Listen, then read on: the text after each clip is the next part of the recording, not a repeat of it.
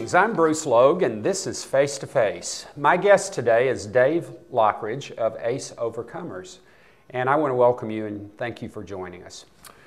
Dave, I appreciate you accepting my invitation for this interview. Thanks for having me, Bruce. Appreciate it. It's a pleasure. In the course of our conversation over coffee, you talked about your childhood and some of the factors that influenced you and contributed to who you are today. Would you talk a little bit about that? Yes, Bruce. Fortunately, I grew up in a very loving home. My mother was a professional. She was assistant director of nurses for a very large hospital. And my dad owned a number of hamburger stands in my hometown. And pretty much everybody in town knew me as Charlie's boy. I couldn't get away with anything because everybody knew me. I grew up in that very loving home, and I was very fortunate to have done that and had the upbringing that I had. How large was your town? Was it a small town or a large town? When I grew up, Fontana down in Southern California was a whopping 13,000 people, right. And now it's well over 180,000. But at the time, it was a small town. A lot of people knew each other. It was a small steel town. Kaiser Steel was going crazy at the time. So everybody really does know your name in that size town, don't they? What do you think the factors were? What were the lessons that you were taught growing up as a child that continue to inform your life and cause you to do what you do? Well, my dad was a very much a people person, and him owning hamburger stands, he'd get out and speak with the customers whenever he could, and very personable. And my mother was very professional. She was the consummate professional nurse and administrator, and I kind of think I have a little bit of blend of both of them. Right. Well, I'm intrigued by the fact that you have done really a radical change in your life and what you do is vocation and calling. And I wanted to talk a little bit about that. How does it feel at this point in life doing what you're doing with none of the usual props that you had in the past? Well, for over 20 years, I've pastored churches, and primarily I've always been a sucker for a small church, and gone to small churches and pastored them and got to know the people and ministered to them on a very personal level. And then a few years ago, I became aware of the ACE study, the Adverse Childhood Experience study, done by the Center for Disease Control and Kaiser Permanente. And that radically changed my outlook, my perception of the needs of people, and caused me to go back to school, get a degree in psychology, so I could begin a program called ACE Overcomers. So I've since resigned the church and am full-time with this program called ACE Overcomers. This really was a conversion of sorts, wasn't it? It was a real eye-opening, it was a real awakening, and caused me to see the effects of adverse childhood experiences and how we're totally neglecting that area of people's lives. Right. Did it change the way that you look at people as well? Yeah, it did. What I found, Bruce, was that so often we look at somebody who's maybe going through difficult times and we say, what's wrong with them? When in reality what we should be saying is, what's happened to them? Because I found that people respond to life based upon their early childhood experiences. Correct. Yes. In our conversation about some of your early experiences, you were talking about how you were drawn to people. Obviously, that must be a factor in why you're doing what you're doing today. You mentioned picking up children in a 14-passenger bus or van, and things like that I think identified you as a people person. What do you see now? What did you see then, and what do you see now when you look at people? Well, being a pastor of a small church, you're kind of called upon to do pretty much everything, be the chief cook and the bottle washer, and for many years I would take my old green van and go around and pick up kids and bring them to church. And what I found was that many of these kids came from neglective, abusive homes. The children were ignored. Some of them had no bed to sleep on. They would be sleeping on a pile of clothes. That would be the only bed that they would have.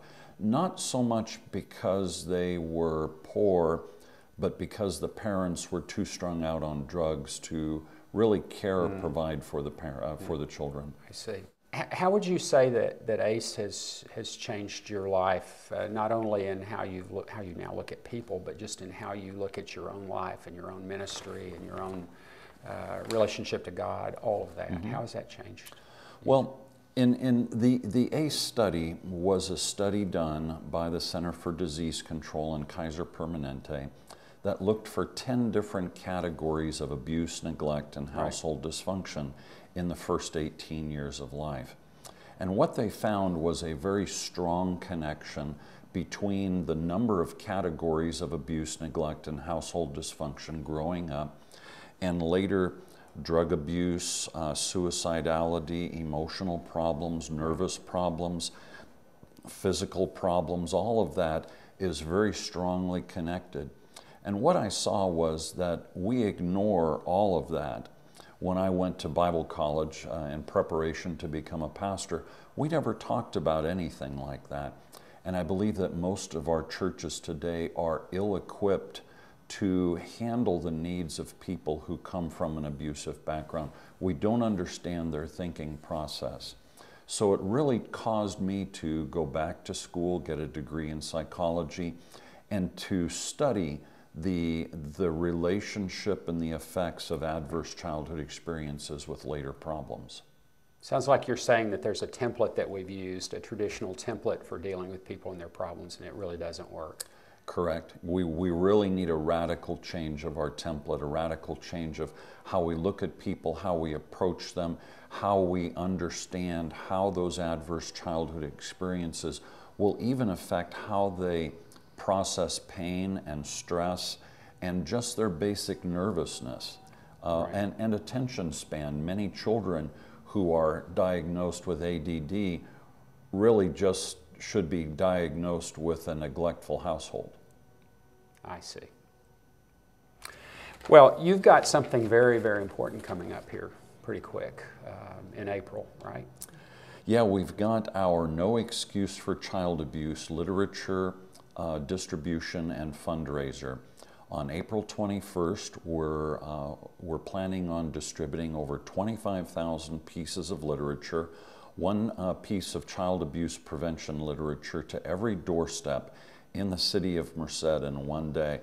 A huge undertaking. Yes. And needless to say, I have had a couple of sleepless nights over this. We really need about 250 people to show up at First Baptist Church on the corner of M and Buena Vista at 8 o'clock in the morning on that Saturday morning, to come, wear your sneakers, and we're going to give you a map with your assigned neighborhood of about 100 homes.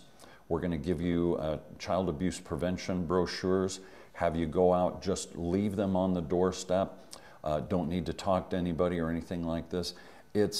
There's something fundamentally wrong with a culture and a society that abuses children to the extent that we do. Yes. April is Child Abuse Awareness Month, and we're trying to affect Merced City and Merced County with the awareness that there's no excuse for child abuse. So we need help, and we need people to come on out, and we could sure use their cooperation in this effort. And we've got an address, a URL that people can go to on the website to get more information. Yes, they can go to aceovercomers.blogspot.com. That's aceovercomers.blogspot.com, and find out information about the Logue. Wonderful. Last question. If you had your wildest dreams realized, where do you see ACE going and becoming in the next, say, 5 years?